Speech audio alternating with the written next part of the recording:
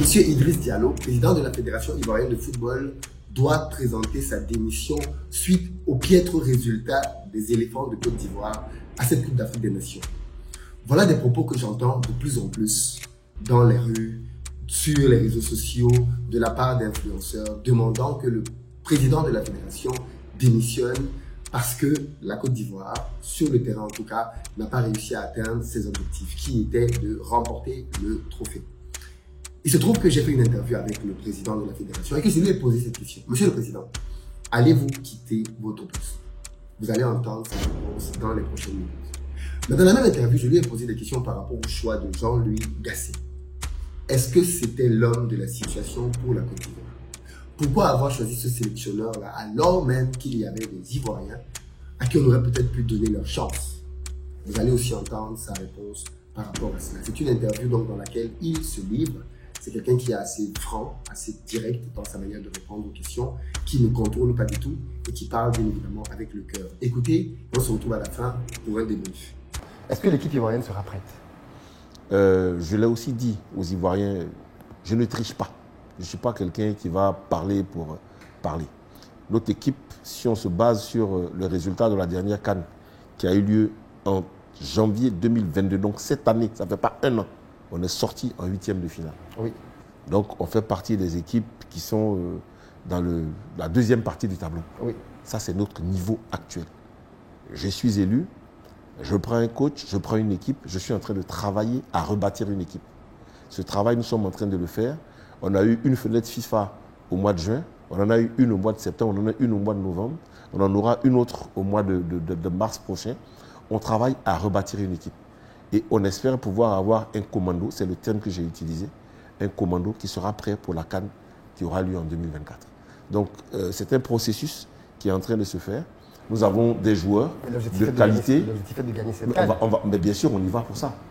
On y va pour ça. Parce que quand tu dis qu'on est une équipe de deuxième rang... Non, il faut bien... Je te situe le contexte. Et je quand situe le moment. Okay, voilà. Il ne faut pas sortir du contexte. Okay. Et je dis qu'on bâtit une équipe pour pouvoir être prêt pour 2024.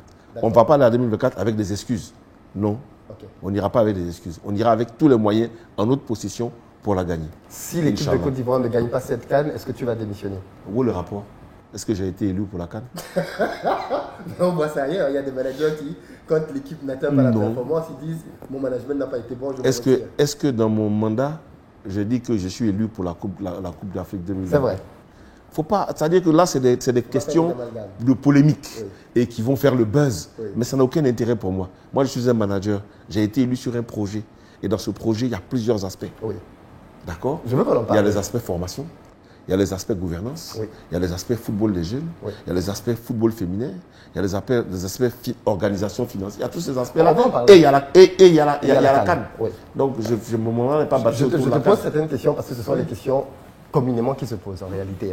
Je me fais un peu le... Non, mais je comprends. Je suis tout à fait à l'aise. Ça fait partie de l'exercice. Oui. Du coup, il y a quand même une question qui est beaucoup revenue. Oui. Le choix, et ça c'est ton choix, oui. Le choix du sélectionneur de l'équipe de football de Côte d'Ivoire. Oui.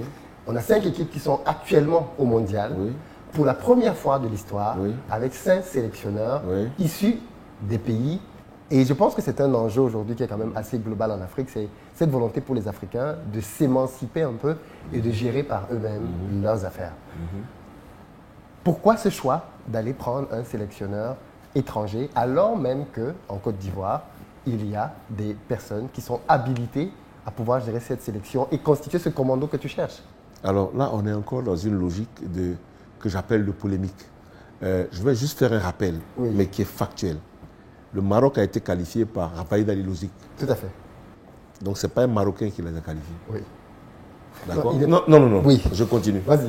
Le Cameroun a été qualifié par un Portugais. Tout à fait, c'est ça. Donc ce n'est pas un Camerounais qui les a qualifiés. Donc arrêtez de revenir à ce genre de polémique.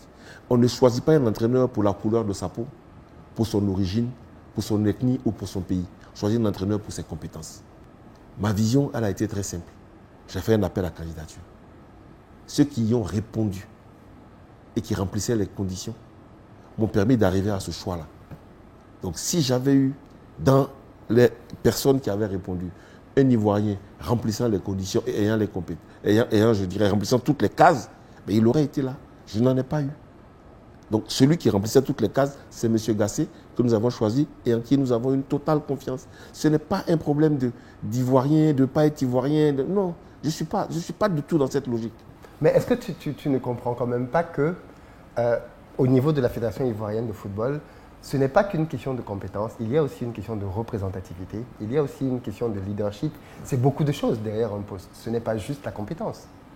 Un entraîneur est recherché pour sa compétence.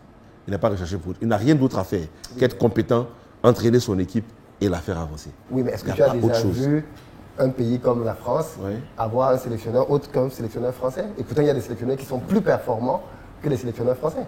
Ah, je vois que tu n'as pas une grande expérience du football mondial. Le football français a été refait par un Roumain qui s'appelle Stéphane Kovacs, qui était l'entraîneur de l'Ajax d'Amsterdam. C'est celui-là qui a fondu le football français dans les années 80 pour que derrière, il y ait des entraîneurs français. Mais est-ce qu'il était sélectionneur de l'équipe de France? Ce n'est pas le même niveau. Nous parlons de quoi?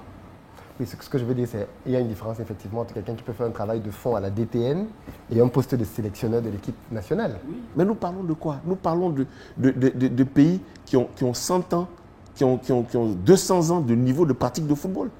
Nous, on parle de pays qui sont des pays aujourd'hui qui ont commencé à jouer au football au plus haut niveau dans quelle année? Donc, pour l'instant, les critères que nous avons arrêtés, c'est ces critères-là qui ont permis de faire l'appel à candidature. Après, la critique est aisée. L'art est beaucoup plus compliqué et difficile. Donc, c'est très facile d'être dehors et dire yaka, yaka, yaka. Nous, ici, on a travaillé sur des bases qui sont des bases rationnelles. On a tracé des profils, on a mis des cases et on a fait un appel à candidature. Et dans cet appel à candidature, celui qui répondait aux cases, c'est celui-là. La Côte d'Ivoire a eu 2 CAN. Le premier CAN a été gagné par un Ivoirien, le deuxième CAN a été gagné par un Français. Donc pourquoi vous voulez qu'on s'appuie sur... le Cameroun a gagné combien de CAN? 5. Il y a combien de Camerounais qui ont gagné la CAN avec le Cameroun? Pas beaucoup. Peut-être 0. Voilà. Donc on parle de quoi? Donc il faut qu'on revienne au CSM. Mais oui, je reviens donc à la question. Oui. Est-ce que ce n'est que pour toi, après c'est une vision du management, mais pour toi c'est juste le résultat qui compte, peu importe le moyen? Est-ce que le moyen ne compte pas aussi? Parfois plus que le résultat même? Ce qui importe pour moi au plan sportif, c'est le résultat. Ok. Vous savez, quand vous dirigez une fédération, mais c'est toi tout à l'heure qui me disais si on ne gagne pas la CAN, est-ce que je vais démissionner? Ne pas gagner la CAN, c'est quoi? C'est le résultat. Oui. Mais alors, pourquoi tu me poses une question là et tu viens me poser une question contraire après? Rien que parce que tu veux entraîner une discussion. Donc, faut qu'on soit... Moi, je suis quelqu'un de cohérent. Je suis rationnel. Je suis mathématicien de formation. Okay. Je suis dans des cadres. Et quand vous êtes dans des cadres de raisonnement, en général, vous pouvez vous tromper. Mais le cadre vous amène à un résultat qui est un bon résultat. Donc voilà, je suis dans ma logique. J'ai fait un appel à candidature, j'ai mis des cases. Voilà. C'est pour ça que pour moi, ce débat, c'est un débat, voilà quoi. Mais aujourd'hui, on a la chance, et c'est une très bonne chose, d'avoir des sélectionneurs africains à la tête de leur sélection. Et je suis très fier d'Aliou Cissé, très fier de ce qu'Aliou a fait. Mais regardez le parcours d'Aliou. Aliou a commencé, ça fait plus de 10 ans, comme adjoint, ainsi de suite, avant de prendre. Il a échoué combien de fois? On a voulu le chasser même il y a 2 ans. Et puis aujourd'hui, il a gagné. C'est un parcours. Donc en Côte d'Ivoire aujourd'hui, nous avons des sélectionneurs. Le coach Gassé a un adjoint qui est ivoirien, qui s'appelle Emers Faye, qui a tous les diplômes, qui est un jeune qui est en préparation. On a d'autres coachs comme Aïdara Swalio qui ont qualifié la Côte d'Ivoire pour le CHAN. Ils sont aussi en instance. Donc on verra comment les choses vont évoluer. On a des Ivoiriens qui sont en train d'être formés, qui sont à l'étranger, mais qui n'ont pas postulé. Mais quand ils seront prêts, ils postuleront, peut-être qu'ils auront des responsabilités. Mais pour moi, la nationalité n'est pas un drapeau qui garantit la compétence. Ce que je recherche, moi, c'est quelqu'un qui remplisse des cases en matière de compétences et qui peut faire avancer mon projet.